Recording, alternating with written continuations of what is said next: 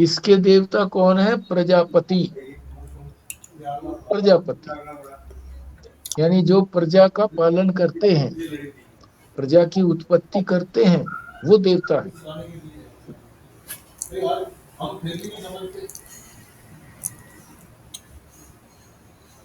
जो हमारा लिंग है, पुरुष का तो लिंग कहलाता है, स्त्री की योनि कहलाती है। योनि का मतलब जिससे जो चीज निकलती है, योनि, बच्चा उसी से निकलता है। लिंग ये पुरुष का चिन्ह है, लिंग माने चिन्ह। यहाँ पर रहती है वो,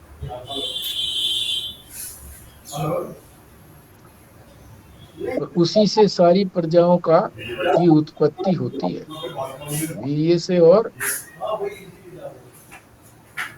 शोणित से। वीर्य को शुक्र भी कहते हैं और स्त्री का शोणित। शुक्र और शोणित।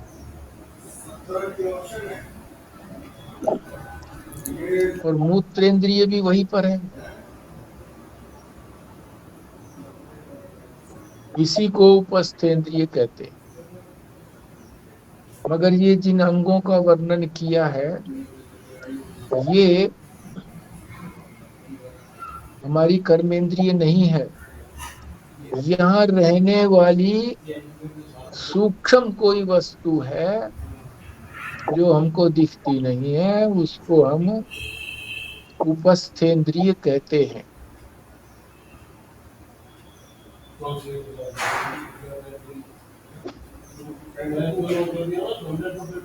इसके देवता भी बता दिए। प्रजापति, प्रजा का जो मालिक है। तो प्रजापति अगर नाराज होता है तो उसकी संतान नहीं होती है, चाहे वो स्त्री के प्रति नाराज हो और चाहे वो पुरुष के प्रति नाराज हो। नाराज होने से संतान की उत्पत्ति नहीं होती। दोनों में से कोई भी यदि संतान उत्पत्ति करने के लिए सक्षम नहीं होता, तो इसका तात्पर्य यह है कि प्रजापति देवता वो नाराज है। तो ये कर्मेंद्रियों का वर्णन हो गया। कल हमने ज्ञानेंद्रियों का वर्णन किया था कि कौन कौन सी ज्ञानेंद्रियां हैं, उनके कौन से देवता हैं, क्या क्या कार्य करती हैं। मगर जिनको हम देखते हैं, आंख, कान, नाक, जिह्वा, चर्म, ये दिखने वाली इंद्रियां नहीं है। वो तो अति सूक्ष्म इंद्रिय है जो हमारी आंखों से नहीं दिखती। और आज हमने कर्मेंद्रियां करी है 5। पाणी इंद्रिय,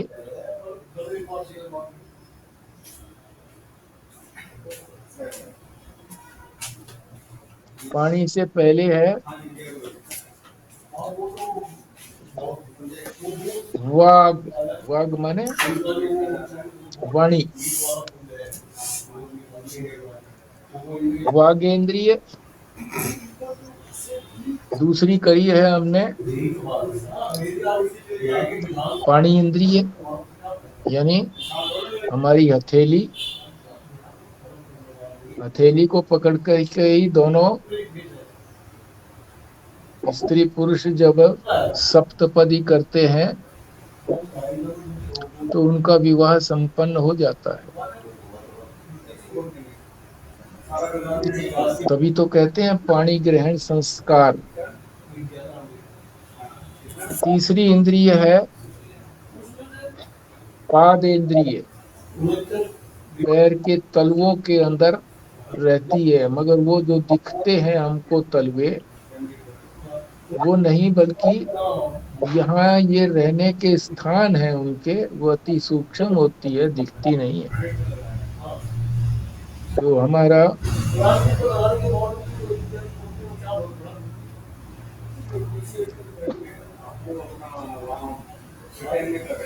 पाद तल है, पैर का जो पंजे और एड़ी के बीच में जो स्थान है, थोड़ा सा वो कर्व में है, वह वो इंद्रिय रहती है। किसी का फ्लैट फुट होता है, सीधा होता है, उसमें कर्व नहीं होती है, तो चलने में उसको कठिनाई होती है। हाँ जी हाँ जी, नहीं नहीं मैंने बता और पुलिस या मिलिट्री में उसको फिट नहीं माना जाता। 3 हो गई। दिया। ठीक है, नहीं नहीं मैं नहीं बताऊंगी, मेरे पास तो है भी नहीं। चौथी है वायु इंद्रिय, गुदा। ठीक है। तो गुदा तो हमको दिखती है, हमें ना दिखे, डॉक्टर को दिखती है गुदा, वो मम्मी वैसे दूसरे व्यक्ति को दिखती है, देखना चाहे तो कोई दिखाए तो। कोई बात नहीं। उसके देवता कौन है? मृत्यु देवता। हाँ हाँ क्या काम करती है वो? मल विसर्जन करती है, ये काम करती है। मगर जो दिखती है वो नहीं है इंद्रिय, ये कर्म इंद्रिय, वो तो अति सूक्ष्म है, पर रहती उसी स्थान पर है, गोलक है ये उनका। हाँ।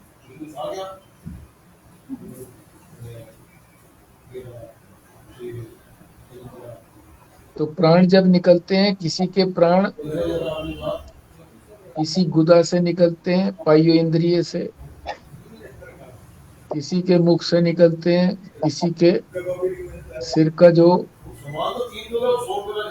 बीच में पतला सा हिस्सा होता है, जो छोटे बच्चे में ऊपर नीचे होता हुआ दिखता है, वहां से निकलते हैं।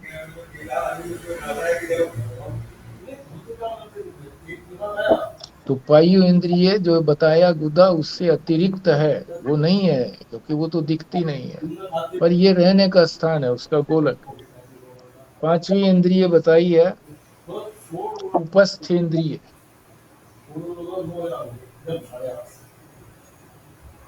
तो पुरुषों के अंदर उसको कहते हैं लिंग, स्त्रियों के अंदर उसको कहते हैं योनि। यहीं पर आश्रय लेकर के पुरुष में से शुक्र निकलता है, वीर्य, और स्त्री में से शोणित निकलता है। उन्हीं के मिलन से संतान उत्पत्ति होती है। इसीलिए इसका जो देवता है वो है प्रजापति, यानी जिससे प्रजा उत्पन्न होती है, प्रजापति से। वो यदि अनुग्रह नहीं करे, कृपा नहीं करे किसी के ऊपर भी, पुरुष पर या स्त्री पर, तो संतान उत्पत्ति नहीं होगी। तो ये पांचों कर्मेंद्रियों का वर्णन हो गया। आगे चलते हैं, 5 प्राण। तो 5 प्राणों का वर्णन आप करेंगे, बोलिए 5 प्राण कौन कौन से हैं? हाँ जी।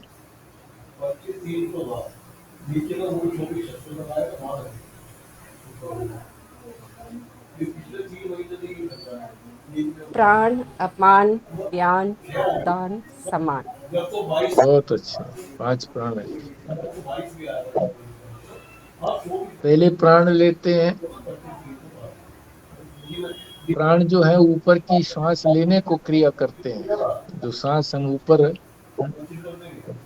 लेते हैं, ऊपर की ओर श्वास क्रिया करता है, उसको प्राण कहते हैं। इसका देवता कौन सा है? विश्व सृष्ट, विश्व सृष्ट, जो विश्व की सृष्टि करता है, प्राण, उसी से प्रेरित होकर। ठीक है। ठीक है चाचा। मगर जो हमको ये दिखता है मुंह से निकलता हुआ या नाक से निकलता हुआ,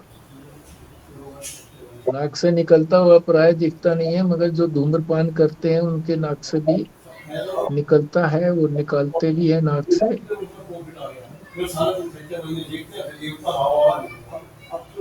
तो वो जो भी श्वास क्रिया होती है वो प्राण के संचालन से होती है।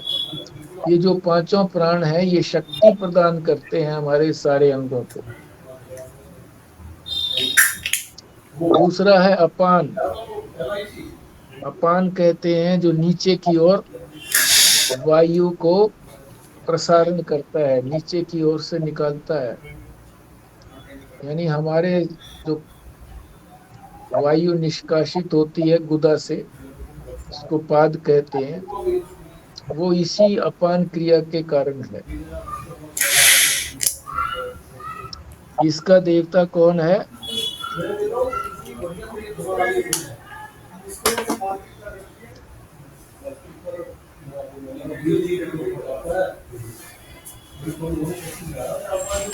इसका देवता जो है वो है विश्व सृष्ट। जो पहले मैंने बताया था कि जो प्राण का जो देवता है वो विश्व सृष्ट नहीं है। प्राण का जो देवता है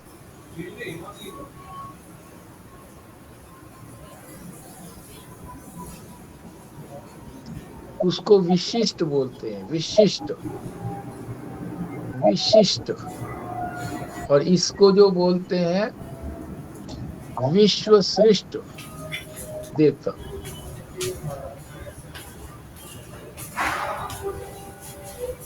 तो गुदा द्वार में रहता है।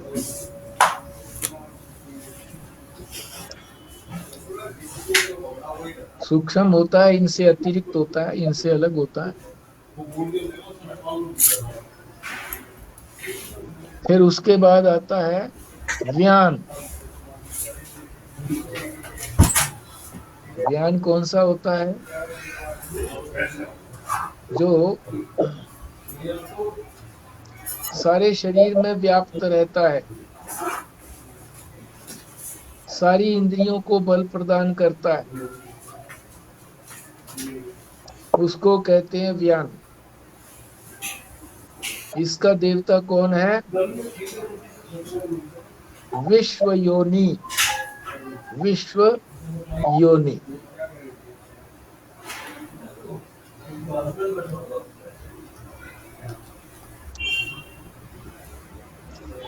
प्राण हो गया, अपान हो गया, व्यान हो गया। अब है उदान।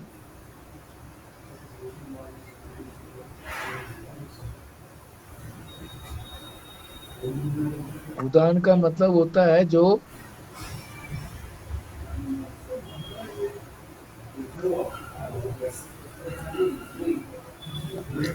कहाँ रहता है? कंठ प्रदेश में, गले में।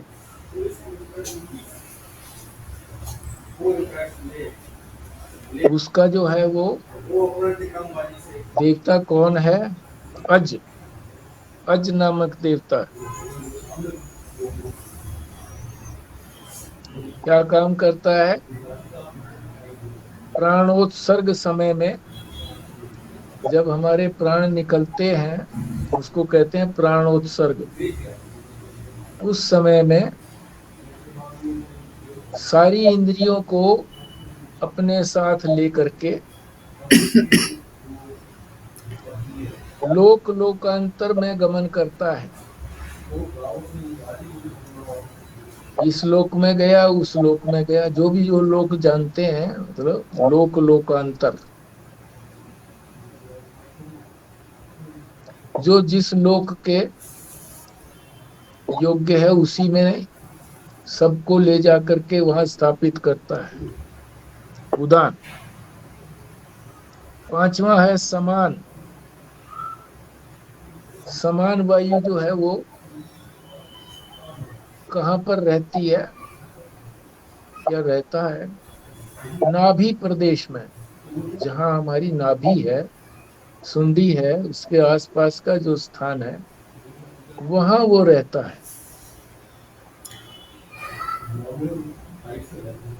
मगर जो हमको नाभि दिखती है वो नाभि नहीं, वो इंद्रिय नहीं है, सूक्ष्म इंद्रिय वो नहीं है, ये तो उसका रहने का स्थान है, गोलक। वो तो अति सूक्ष्म है, नहीं दिखती है। काम क्या करती है, वो सारे भोजन को पचाती है। जठराग्नि के अंदर, हमारे पेट में, जठर कहते हैं पेट को, अग्नि कहते हैं जो जलती है अंदर, पेट के अंदर जो जलती है उसको जठराग्नि कहते हैं। उसी से भोजन पकता है। कच्ची चीजें भी हम खाते हैं तो भी वहां जाकर के पकती है, पकती, पक करके फिर वो नरम भी हो जाती है।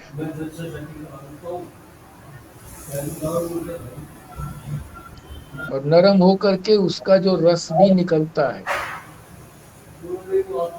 धीरे धीरे वो रस जो है वो छोटी आंतों में होता हुआ, रस तो सारा चूस लिया जाता है, छोटी आंतें उस रस को चूस लेती हैं, रक्त में मिला देती हैं, और जो मल भाग होता है वो फिर बड़ी आंत में होते हुए हमारी रेक्टम में, गुदा में पहुंचता है। द्वार तक नहीं पहुंचता, द्वार तक के अंदर ही अंदर रहता है। जब वो मल की मात्रा अधिक हो जाती है तो फिर हमें शौच जाने की इच्छा होती है, तो फिर वो निकल जाता है।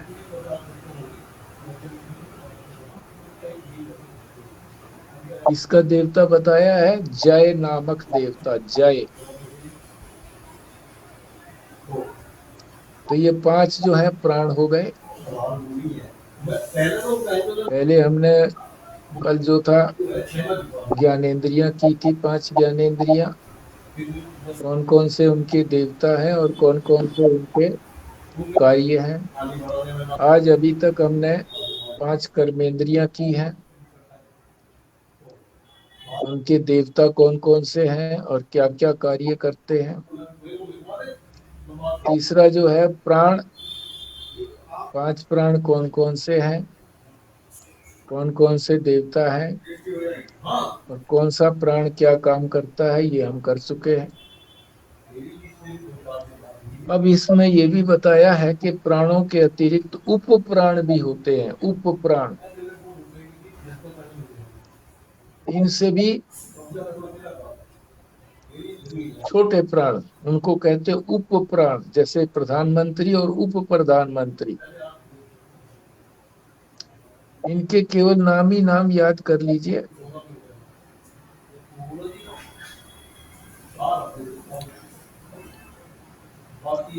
देवता भी दे रखे हैं, देवता भी चलते हैं, हम करते हैं। पुराणों में वर्णन है इसका।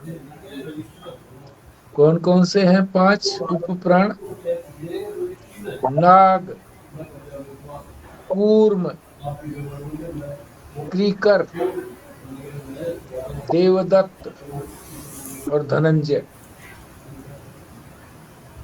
ये 5 उप प्राणों का वर्णन है।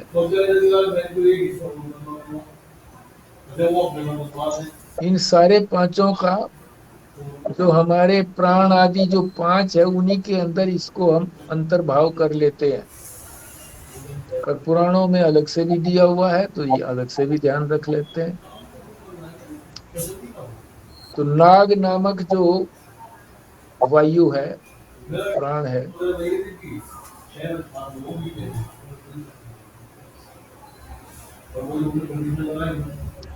ये वमन आदि क्रिया करता है। वमन मतलब उल्टी।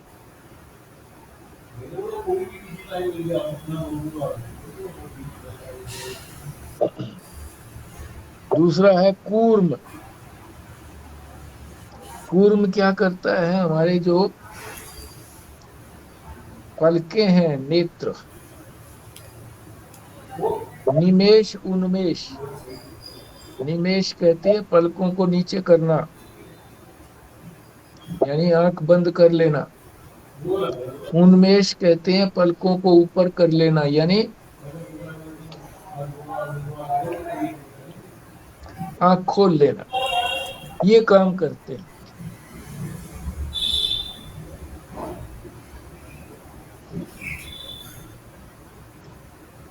कूर्म हो गया, नाग हो गया, कूर्म हो गया, कार्य हो गए इनके। फिर है अधर, उत्तरोष्ठ,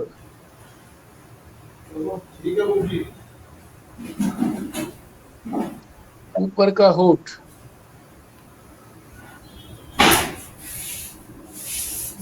जब ये ऊपर का होठ नीचे के होठ से मिलता जुलता है, कभी मिलता है कभी खुलता है, यानी कभी संयोग होता है, नीचे के अधर माने नीचे का ओठ और उत्तर का मतलब ऊपर का ओठ, ये जब कभी आपस में मिलते हैं या ऊपर का ओठ ऊपर उठता है, तो ये दोनों ओठों की क्रिया को, यानी ओठ बंद करना, ओठ खोलना, कहते हैं ना जब अपने दांत दिखाओ, तो हम जो है अपने दोनों ओठों को साइड में ले जाते हैं तो दांत दिखने लगते हैं।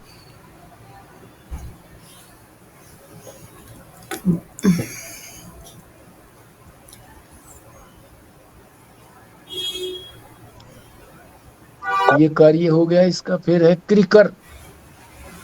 क्रिकर जो छींक आती है हमको, ये क्रिकर जो उपप्राण है उसके कारण ही छींक आती है।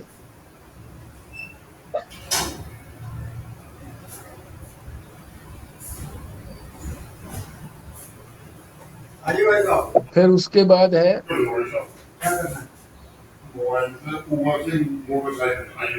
देवदत्त।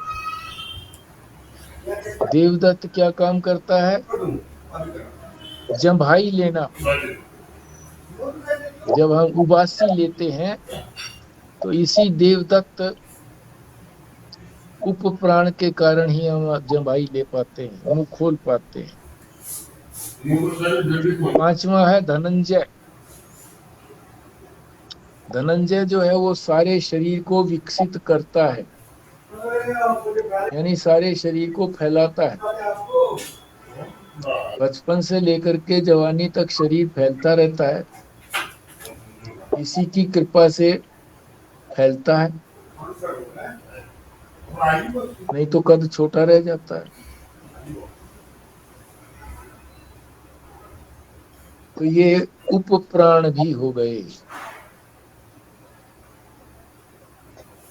कर्मेंद्रियां भी हो गई थी, पहले ज्ञानेंद्रियां हुई थी कल, आज कर्मेंद्रियां हो गई, प्राण हो गए, उप प्राण हो गए। अब उसके बाद आता है अंतःकरण। अंतःकरण आप जानते ही हैं, 4 भाग होते हैं इसमें कार्य के अनुसार, मन बुद्धि चित्त अहंकार। इनके देवता भी हम समझेंगे और इनके अलग अलग कार्य भी समझेंगे। तो अंतःकरण में मन, पहले सबसे पहले मन को समझते हैं।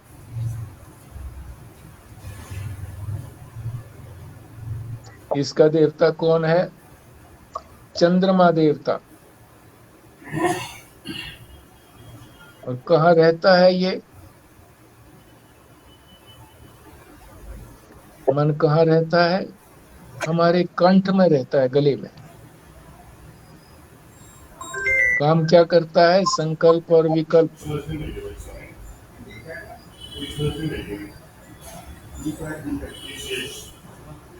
कोई संकल्प करेगा फिर उसको ढा देगा, उसको कहते हैं विकल्प।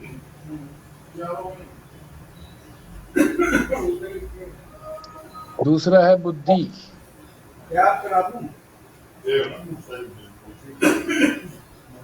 ये कहाँ पर स्थित है? मुख में। मुख में देवता कौन है इसके? ब्रह्मा जी। क्या काम करता है ये बुद्धि? क्या काम करती है? निश्चय करती है। मगर जो हमको ये मुख दिखता है,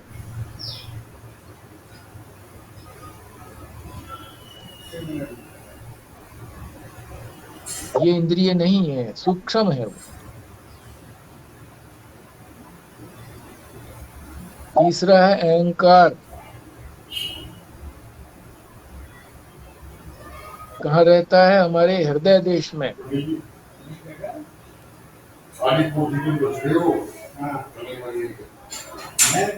देवता कौन सा है इसका? रुद्र देवता है। और इसका काम क्या है? अभिमान करना। मैं ये हूँ, मैं ये हूँ, मैं ये हूँ, तो अभिमान कर। हो नहीं मगर गलत चीज को मैं माने। और चौथा है चित्त। कहाँ रहता है ये? नाभि में। जो नाभि दिखती है वो नहीं है, बल्कि ये सूक्ष्म है। देवता कौन सा है? विष्णु देवता है।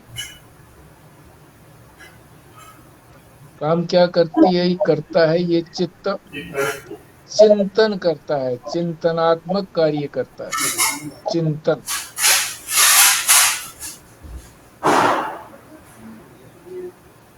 तो ये चार हो गए अंतःकरण के अंदर।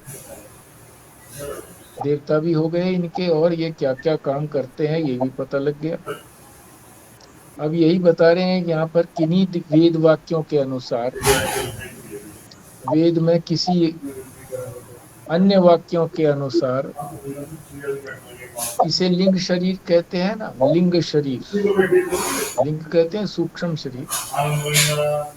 हम सूक्ष्म शरीर को ही तो कर रहे हैं, सारा सूक्ष्म शरीर ही है। तो 19 तत्वों वाला हमने किया है। मगर किसी वेद वाक्य में 16 तत्वों वाला भी बताया है।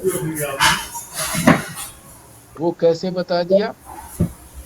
कि जो अंतःकरण को हमने 4 भागों में बटा हुआ बताया, वो एक ही मानते हैं उसको कि ये अंतःकरण है। 5 ज्ञानेंद्रियां, 5 कर्मेंद्रियां, 5 प्राण, 15 हो गए। एक अंतःकरण, 4 नहीं मानते।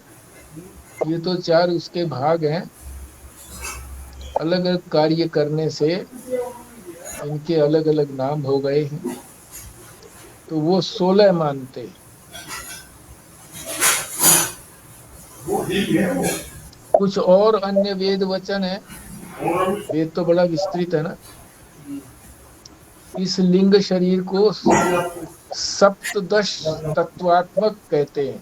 सप्तदश, सप्त माने 7, 10 माने 10, 17, 17 तत्व माना मानते। वो कैसे मानते हैं? केवल मन और बुद्धि को ही मानते हैं, इसी को ही अंतःकरण मानते हैं। बुद्धि के अंदर अहंकार को ले लेते हैं, चित्त को जो है मन में ले लेते हैं। तो फिर 2 कम हो गए, 19 से 17 रह गए। और कहीं किसी मत के अनुसार जो 19 तत्व हैं वो हम कर ही चुके हैं अभी, अंतःकरण के 4। तो ये इस अंतःकरण रूपी लिंग शरीर, सारा लिंग शरीर ही कर रहे हैं हम। कर्मेंद्रियां भी लिंग शरीर हैं, ज्ञानेंद्रियां भी लिंग शरीर हैं, प्राण भी सारे लिंग शरीर हैं, अंतःकरण भी लिंग शरीर है। लिंग का मतलब चिन्ह। अब इसके बाद वो तो हो चुके ना, स्थूल शरीर हो गया था पहले, पिछली से पिछली बार।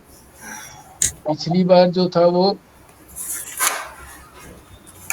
सूक्ष्म शरीर के अंदर केवल ज्ञानेंद्रियां हुई थी। आज सूक्ष्म शरीर के अंदर ही ज्ञानेंद्रियां तो थी ही, कर्मेंद्रियां, 5 प्राण और अंतःकरण, ये भी हो गए। तो सूक्ष्म शरीर पूरा हो गया, चाहे इसको 16 तत्वों वाला कहो, चाहे 17 तत्वों वाला कहो, और चाहे 19 तत्वों वाला कहो, ये भी रहस्य बता दिया है। आगे चलता है तीसरा शरीर, कारण शरीर। स्थूल शरीर, सूक्ष्म शरीर, कारण शरीर। कारण शरीर को और देख लेते हैं। कारण शरीर का कारण क्या है, यानी कहां से ये निकला है। कारण शरीर अज्ञान से निकला है, अज्ञान से ही ये कारण शरीर निकला है। नहीं तो शरीर नामक कोई चीज निकलती होती ही नहीं। अगर अज्ञान नहीं होता तो कोई भी शरीर नहीं होता।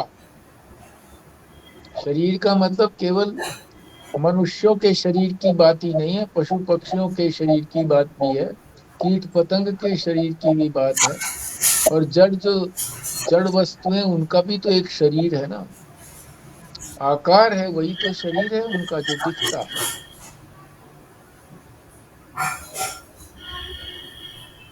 अज्ञान कारण है। अज्ञान क्या, जीव और ईश्वर का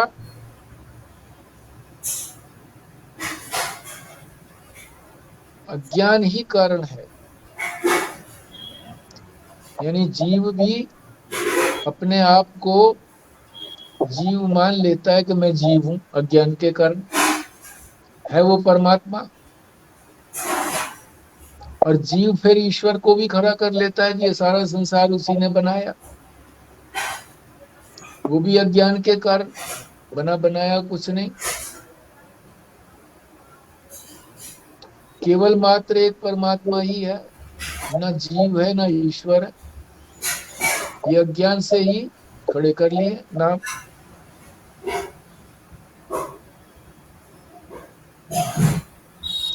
तो ये क्या हमने अपने आप कल्पना की है? नहीं, श्रुति प्रमाण है। श्रुति कहती है, क्योंकि दिखते तो है नहीं, पर इनका जो कार्य दिखता है, अज्ञान का कार्य है ना।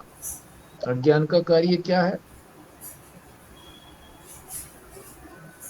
जब हम इसका कारण ढूंढते हैं, अंत में 2-3 सीढ़ी तक तो हम चलते हैं, उसके बाद हम कह देते हैं हमें नहीं जाता पता, इस वस्तु को मैं नहीं जानता। किसी भी वस्तु का हम कारण ढूंढने चलते हैं। किसी को दस्त लगे तो कारण क्या है? डॉक्टरों से सुना है, या डॉक्टर बोलते हैं कि भाई ये बैक्टीरिया से होता है, कीटाणुओं से होता है। फिर कहते हैं कीटाणु क्यों हो गए? भैया वो सफाई नहीं रखी थी, जल गंदा पिया, भोजन गंदा लिया, तो कीटाणु हमारे शरीर में आ गए। हमारे शरीर में क्यों आए जी? वही जल, वही भोजन दूसरों ने भी खाया, उनको कुछ नहीं हुआ। इसका क्या कारण है? तो फिर कह देते हैं कि उनमें जीवन शक्ति अधिक है, और जिसको डायरिया हो गया उसमें जीवन शक्ति कम है, इस वजह से दस्त लगे हैं, इस वजह से बीमारी हुई है। फिर कहते हैं जीवन शक्ति कम क्यों होती है, जीवन शक्ति। तो फिर आगे बोल देते हैं आगे हमको पता नहीं है। 2-3 सीढ़ियों तक तो चलते हैं, फिर उसके बाद कहते हैं हमें पता नहीं, अज्ञान। तो अज्ञान ही कारण हुआ ना सबका, सबका कारण अज्ञान हुआ।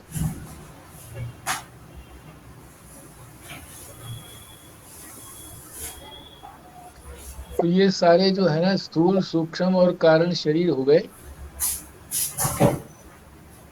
अब फिर जिज्ञासा की है प्रश्नकर्ता ने, साधक ने,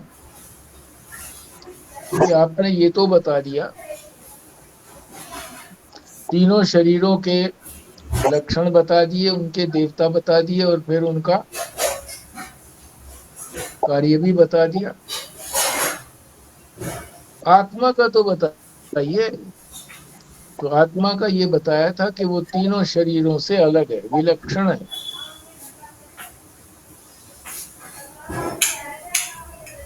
उनकी प्रतीति जो है, तीनों शरीरों की प्रतीति, जो तीनों शरीरों के लक्षण हैं, उससे पता लगती है कि हाँ है, आत्मा है, तभी तो ये सारे चलते हैं। जिस प्रकार आपने तीनों शरीरों का लक्षण प्रतिपादन किया, उसी तरह से आत्मा का भी कोई लक्षण बताना चाहिए। तो उसने प्रश्न किया कि आत्मा का भी कोई लक्षण बताओ। तो इस लक्षण को फिर हम कल करेंगे आत्मा का। ये तो सारी चीजें अनात्मा थी, अब आत्मा कहाँ आएगा। यहीं पर हम विश्राम लेते हैं, पृष्ठ संख्या 85 पर 12-10-25। आज शुरू कौन से पृष्ठ से किया था? ये हमने शुरू किया था, कर्मेंद्रियां जो है वो 82 पृष्ठ से शुरू हुई थी। नीचे वाला जो पैराग्राफ है 4 पंक्तियों का, वहीं से शुरू हुआ था, 81 पृष्ठ से, 81 से। तो 82, 83, 84, 4 पृष्ठ हो गए। 81, 82, 81 तो थोड़ा ही हुआ है, 82, 83, 84, 3 पृष्ठ, और एक पैराग्राफ इसमें 85 में हमने किया है, एक पैराग्राफ नीचे का वो था, तो आधा लगा लो। 3.5 पृष्ठ आज हमने कवर किए हैं।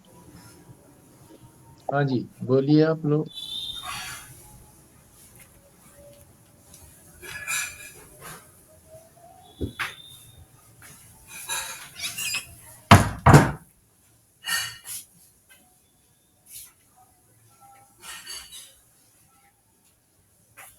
इनके आगे इंजीनियर क्या काम करेंगे भगवान के आगे।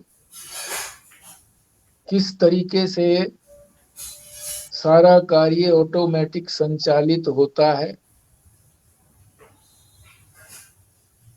चेतना पूर्वक संचालित होता है, ऐसे नहीं है। इंजीनियर जो बनाते हैं वो तो पहले सब कुछ उनको शिक्षित कर देते हैं, रोबोट को भी। वो रोबोट इसी प्रकार से फिर कार्य करता है। यहाँ जो है ये शिक्षित नहीं होते हैं, स्वयं संचालित होते हैं, मगर स्वयं चेतन होने के कारण परिस्थिति के अनुसार अपने को बदल भी लेते हैं। जब जीवनी शक्ति शरीर में हो जाती है, जीवनी शक्ति के अनुसार इसमें सारी शक्तियां आ जाती हैं। जीवनी शक्ति कम हो जाती है तो क्रियाएं कम हो जाती हैं, और जीवनी शक्ति समाप्त हो गई तो मृत्यु को पहुंच जाते हैं। इंजीनियर जो है वो तो जड़ पर काम करते हैं, जड़ पर। जितने भी अब रोबोट बनाए हैं, एआई आर्टिफिशियल इंटेलिजेंस है, ये भी शिक्षित करके बनाई गई है हर तरह से। जैसे गूगल है, हर चीज का जवाब देता है,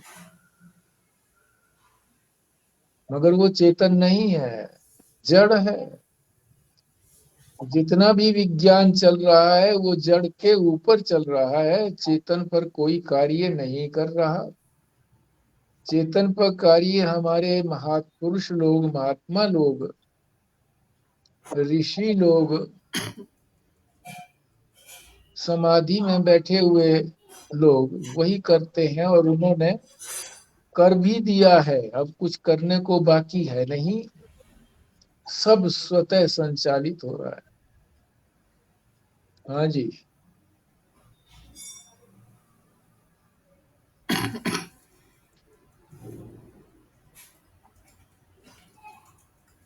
आपने तो वैसे इतना कॉम्प्लिकेटेड सिस्टम बताया कि 3 तरह के शरीर हैं और स्थूल, सूक्ष्म और कारण।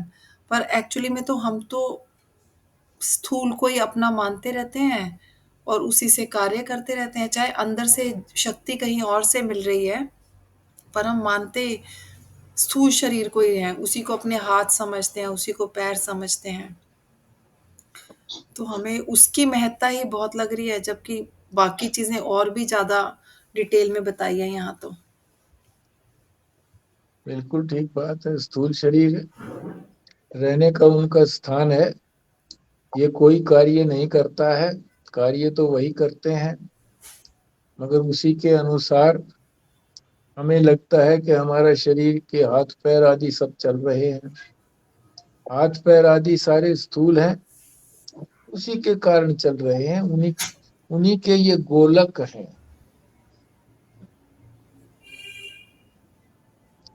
तो सबसे बड़ा अंतर जीव और जड़ में, चेतन और जड़ में यही है कि जड़ अपनी थिंकिंग नहीं कर सकता, चेतन थिंकिंग कर सकता है। इस तरह से भी कर सकता है, उस तरह से भी कर सकता है, और जैसे चाहे उस तरह से कर सकता है, परिस्थिति के अनुसार। मगर जो भी ये जड़ पर क्रियाएं विज्ञान कर रहा है, तो निश्चित क्रियाएं जो इनको फिक्स कर दी गई हैं, उतने तक ही ये कार्य कर पाता है। ये स्थूल शरीर को ही सुधार भी पाता है, अंगों का रिप्लेसमेंट भी कर सकता है। स्थूल है ना सारे, सूक्ष्म शरीर पर कुछ नहीं कर पाता। मनोविज्ञान मनोविज्ञान भी कुछ नहीं कर पाता। मनोविज्ञान हमारे पूर्व के जो अनुभव है, स्वप्न है, उसके ऊपर आधारित होकर के कार्य करता है। भूत पर कार्य करके आगे कुछ बताने का प्रयत्न करता है कि वर्तमान में ऐसा क्यों हो रहा है, भविष्य में क्या होगा ये भी उसको पता नहीं है।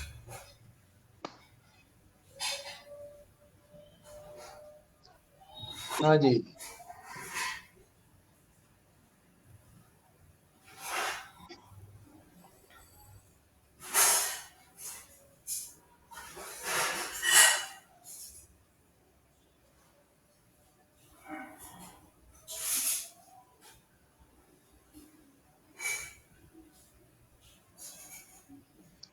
असली तत्व जो है वो कल हम बताएंगे। ये तो अनात्मा थे सारे।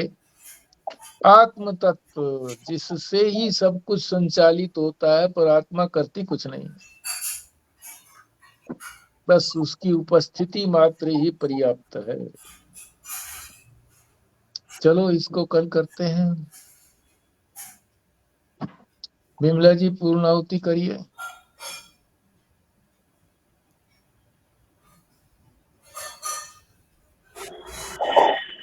ओम पूर्ण